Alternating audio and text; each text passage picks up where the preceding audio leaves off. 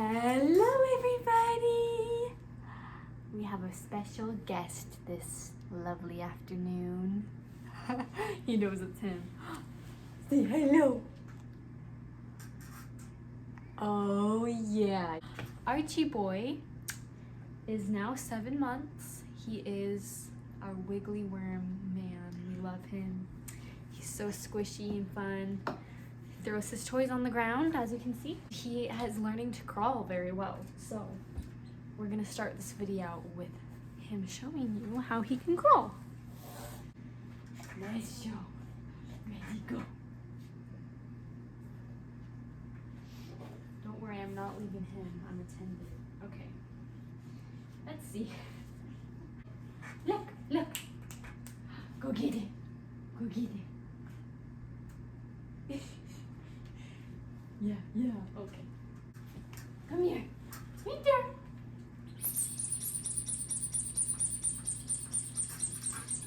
Come on.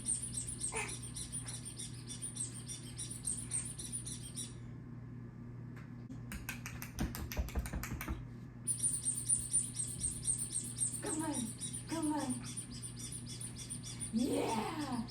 Yeah. Well, you saw a few steps at least. All right, well, yes, that is him right now learning to crawl. In other news, Austin is doing well in the clinic, learning the weight.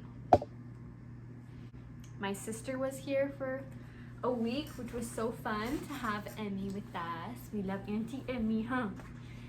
And me and Archie are just living our best life. Austin's on break, so we're just having fun with him home. We love when he's home. And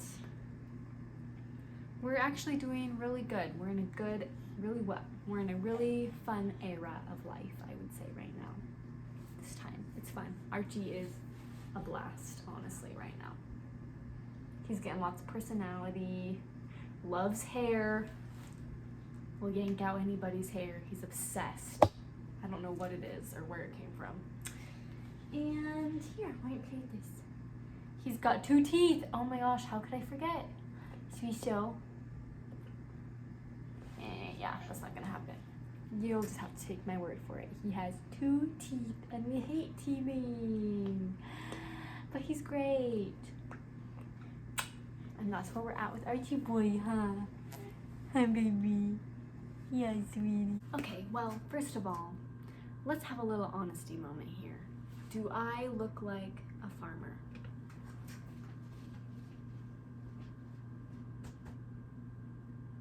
What do we think? Sorry, I have a bed in the way. Trying a new look. Let me know. Farmer's wife or stylish? Not sure. So today I would like to talk about Peru. So, most people know that I served a mission in Lima, Peru, and it was just incredible.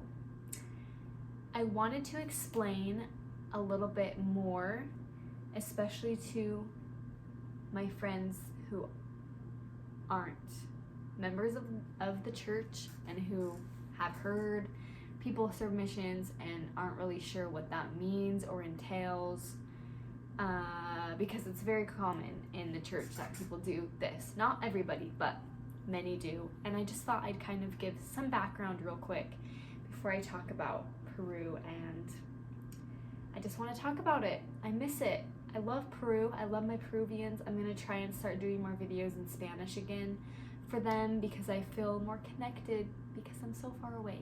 So Peruvians, I love you. Les amo. A mission is always a choice. It is more enforced for the boys to go on missions, more of a commandment, but still it's a decision, of course. God never forces us to do anything.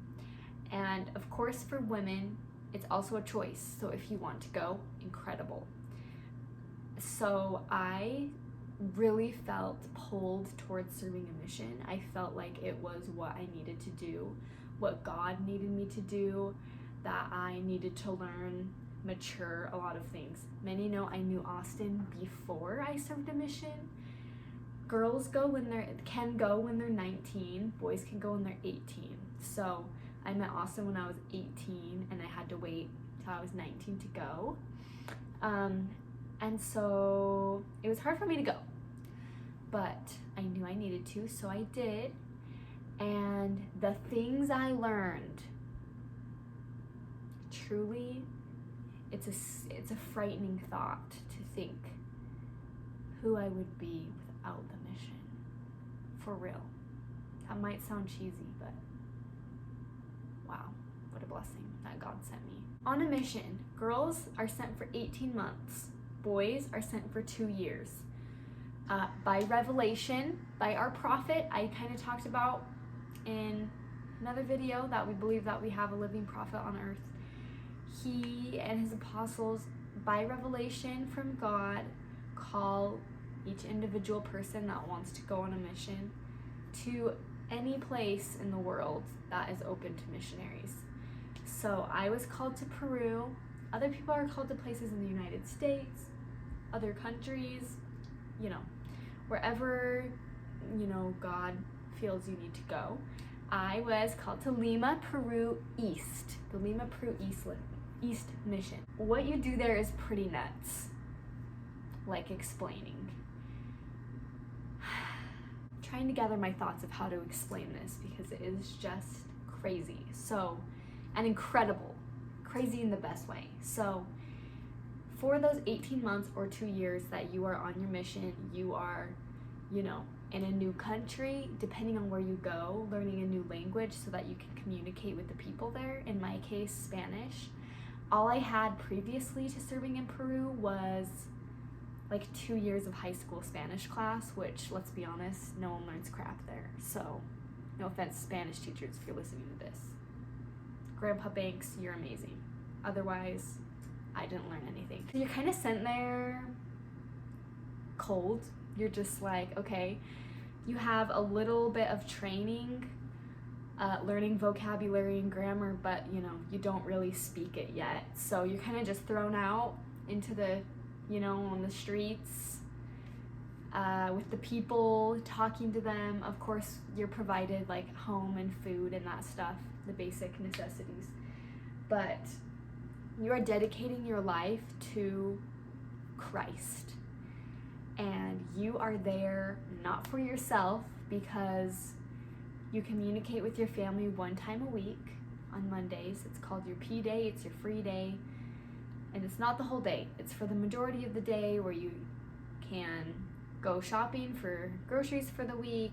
You can do activities with the other missionaries that are around you, visit members or other people that are, in your community you're in, whatever. Talk to your families, but it's only once a week. So for the majority of the week, you don't have communication with your family because you're really trying to focus on your mission. And that is very difficult to get used to, of course, but it's a blessing because it does help you stay focused. And so it's no joke. A mission is not a joke. To those thinking of serving a mission, do it. It changed my life. It saved my life in many ways. I feel like a lot of me and other missionaries would talk about that. It's just incredible. For that time, very limited communication with your family. You're learning a new language sometimes not, but sometimes so. And you're on the streets. In my case, okay, every part of the world's different, right? Different rules. In Peru, we didn't knock on people's doors because everyone has a big gate in front of their door. So you can't actually get to their door. So we would just contact people on the street, literally just be walking, stop them. We have a picture of Jesus Christ. We'd testify of him, invite them to come to church with us, promise, blessings that we know would come to pass if they would come. And if people accept, then we teach them the gospel and the things that we believe, and we, give them a Book of Mormon, and it's always, their decision if they want to continue we're always asking them to act because we don't want to force people into the church. That's not the point of a mission, which I feel like is a bit of a misconception. But you know, the goal is to help more people come to Christ Church on this earth, and that we know is the true church. And so, you know, we're inviting everybody because it's such a precious, important message. And it's exhausting. It is literally all day. Some days we would have 12 hours of straight walking in the streets, like no lessons. It's so humid in Peru. You know, you're speaking a different language all day, eating new foods, your stomach's not liking it. And I got infected by mosquito bites. I think I got literally allergic to mosquitoes in Peru because now, yeah, anyways, not important. It's just crazy. And then, you know, the people that are progressing and finding out for themselves that it's the truth, they end up getting baptized, and it's just beautiful. It's just incredible. So that is kind of the gist of what a mission is and kind of my experience. And I would love, like, if anybody has questions about missions, like, ask me. I love talking about Peru, and I just lately have felt like I don't want it to fade, like that memory. I don't want it to be like something that happened but that doesn't apply anymore, because I felt so strongly that the things I learned, not only spiritually, but you know, when you're sorry, I forgot this. When you're a missionary, you live with a companion. So someone of the same gender as you are with them 24/7. Like, you cannot leave their sides. The bathroom, you're not in the stall together, but you gotta be there together. Like, eating, sleeping, obviously in separate beds, but near, like, you are each other's person. You have to, like, always be there for many reasons, safety, other things. And there's power in two voices together saying, you know, uniting in the same thing. And so I learned just like things even for marriage, like how to deal with people. I was with a lot of different lovely personalities on my mission. And I had to learn to deal and live with whatever personality, whatever traits they had. We had to work together, and it's just incredible what now applies to my life that I learned there. Until motherhood, I would say it was the most difficult thing I've ever done. And still, motherhood and the mission are both pretty up there. In different ways, they're both very, very hard, very life-changing. You know, at least now I have my family and can like talk to them and stuff, and I'm not having to be in the sun all day. But you know, motherhood has its challenges too. So they're close. Let's just leave it at that. One thing, you know, pause. I just know that God is in missions because I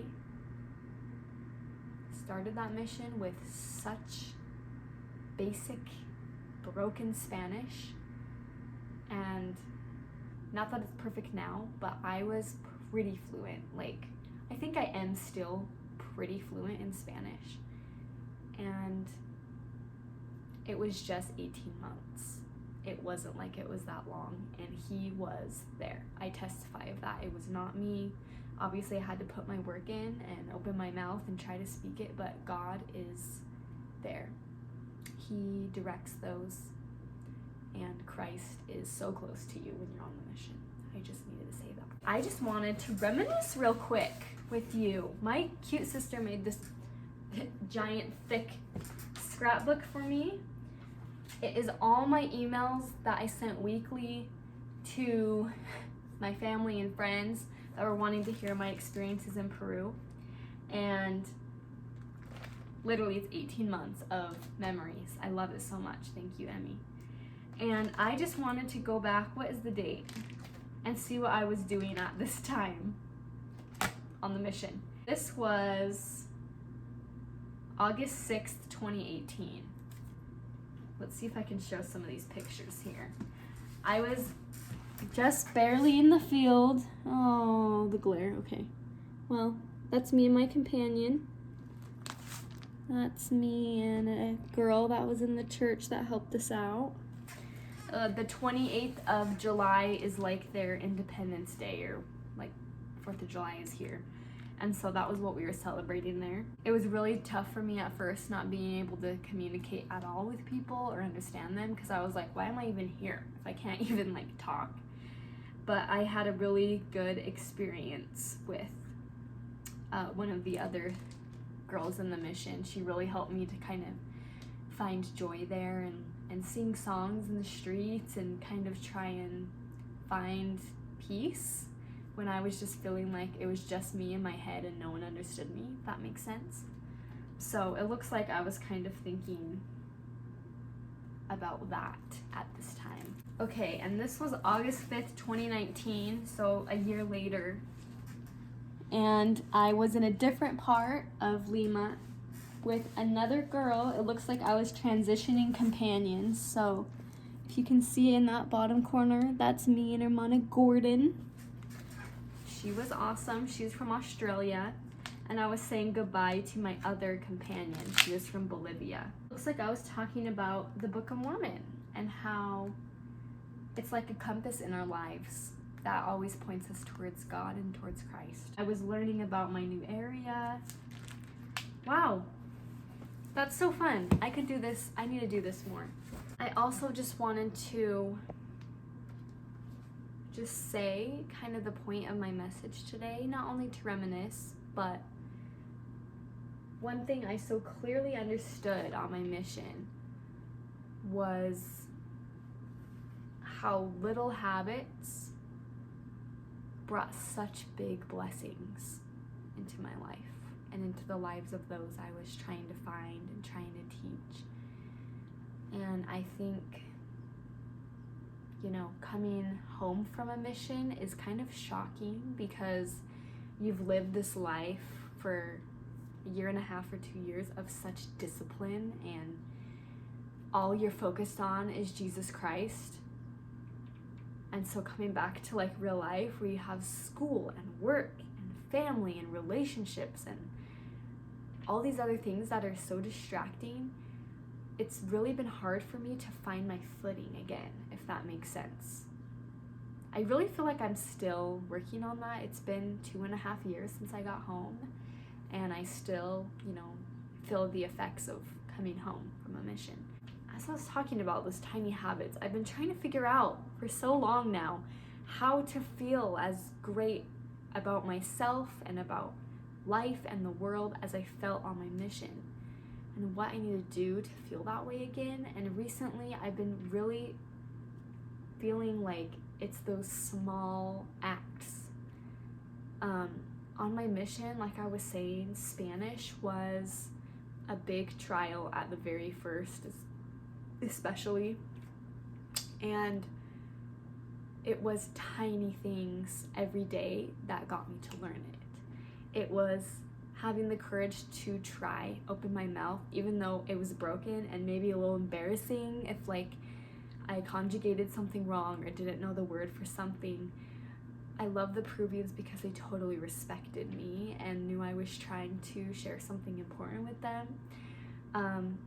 And God saw that I was trying that small effort, you know, even trying, like we had little like Spanish books that we'd practice, or I'd practice vocabulary words every day, something new or something like that. And God expanded that so much. Just my tiny efforts I put in changed my whole mission, my whole life. Also, reading the scriptures daily totally changed, totally brought me closer to Christ, totally gave me direction every day of what I was needing to focus on. Saying my prayers, these are all very simple things I've been realizing I've been very half-hearted about now. And on my mission, I was full on. And I think that's a big difference. I'm actually reading a book called Atomic Habits by James Clear. I'm at the very beginning, but it's already so good. There's a quote from there that I wanted to share. It's, "Success is the product of daily habits." That is beautiful. That is what I needed. And I just know that I was supposed to go on that mission. That has blessed my life more than I can even say. And I never ever want it to fade. I never do. And I also don't want that to be, you know, the most spiritual time of my life. I want the rest of my life to be just as great or greater. And I think that tiny habits that we start doing every day and really putting effort in, even if it's tiny, does make a huge difference in the end, because I saw that for real on my mission. That's what I wanted to talk about today, was kind of reminisce back on my mission, explain it a little bit, relive it a little bit, and try and see what I can do and what we can do if you are needing something as well to feel that great and close to Christ, because I felt like I was walking right beside him, and I want that again. And I love you, and I say these things in the name of Jesus Christ. Amen.